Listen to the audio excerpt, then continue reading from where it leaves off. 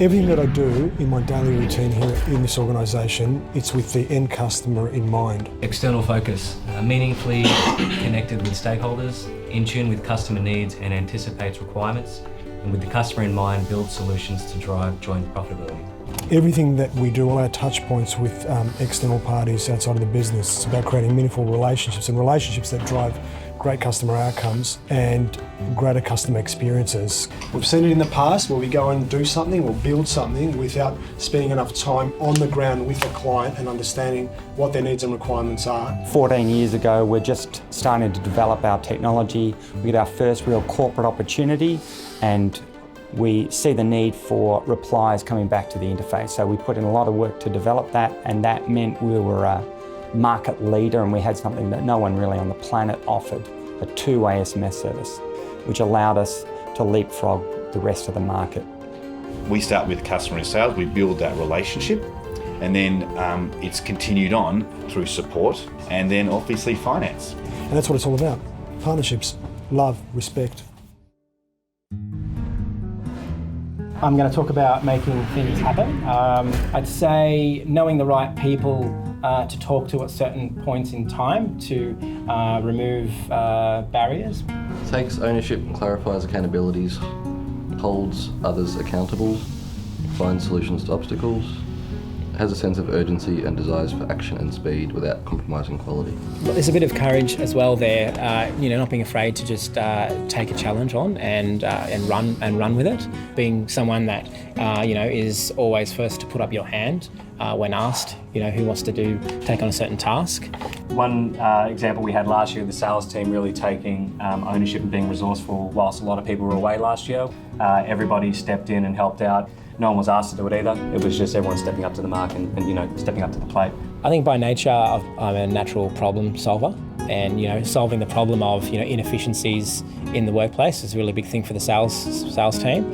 It's also about me pointing them in the right direction of someone that can assist in making a certain issue or to remove a certain blockage for that person and to help make things happen. Making things happen is fundamental to our DNA. 15 years ago, we started with a few credit cards. Today, over 100 staff, and we're a top player globally. MessageMedia is starting to become more and more noticed. And the future's never looked brighter.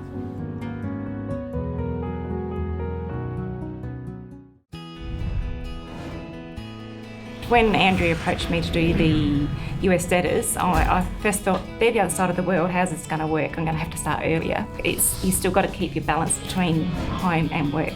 And if you've got that balance right, then you're going to be happy in both. I remember a time we had a really troubled relationship with one of our biggest clients, and the energy and passion that a key member of our staff demonstrated, the CEO of that company, completely turned that relationship around. And now that's energy and spirit. It means about always doing the best that you can. It means about coming in with a positive attitude to start with. Waking up thinking, okay, is my day going to be a good day or a bad day? That's your choice when you wake up each morning. We had a lot of training, especially on dealing with people on the phone. And one of the biggest things, and we had a big thing next to our phone, smile before you pick up the phone because it actually carries through in your voice. It's about caring. They might say, yeah, I'm okay, but the tone in the voice, the look on their face, the look in their eyes tells you a different story. And if you don't think they're okay, just give them a pat on the back or go and make them a coffee. Just something little can make someone's day.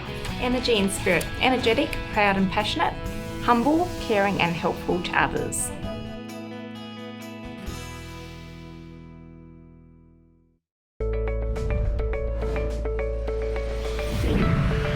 When I think of challenge and focus, I think of Rob, who's been with our company about 10 years. About 8 years ago, he went out and challenged the status quo and did deals directly with software companies so we can provide services to their customer base. Today, that strategy is our biggest driver. So challenges the status quo, finds and implements better ways of doing things, seeks out the simple solution in a complex environment, focuses on key goals while dealing effectively with day-to-day responsibilities. Challenge and focus is obviously it's all around employees challenging themselves, but also focusing on delivering the best outcomes for the business.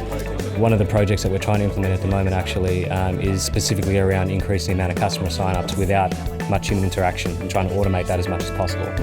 So we'll definitely be able to have a measure of that over the next 6 weeks if we actually do apply ourselves in terms of focusing on that specific problem and trying to expedite that process. I'm very new to the sales team, but one of the things that I'm very impressed with so far in the sales meetings is one of the questions that comes up is, does anyone have any challenges for this week?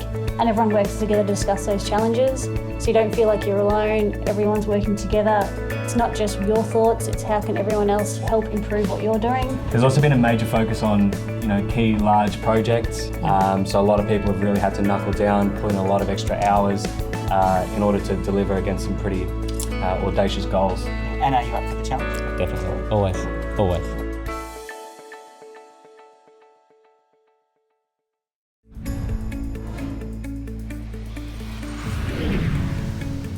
Courage and imagination, willing to take risks, embrace failure when it happens and grasp learnings, welcome opposing thoughts and ideas, open and honest, including about one's own weaknesses. So courage and imagination for me is all about having the courage to look at when you screw up, fix what happened and not make that mistake again. In that way, we just keep getting better in terms of our systems and our reliability in the way we go about our business. Our goal is to be the #1 provider of what we do in the planet. And we need to empower our people. We need to ensure that they feel comfortable to take risks, comfortable enough to be able to fail so that we can become the #1. We had generating new ideas, so really improving the processes that we've got internally to save people time. I believe that the people around me are going to become more empowered by implementing these values. So I'll see that in the way that people interact with each one of their colleagues. One of the things that we thought was really important is the way that we give and receive feedback. So open and honest, being upfront. Yep, and being upfront. And we all need to have great imagination, because when somebody calls up and says to us, I'd like to use SMS for appointment reminders, talk to them more about other ways that our processes could help them in their business as well.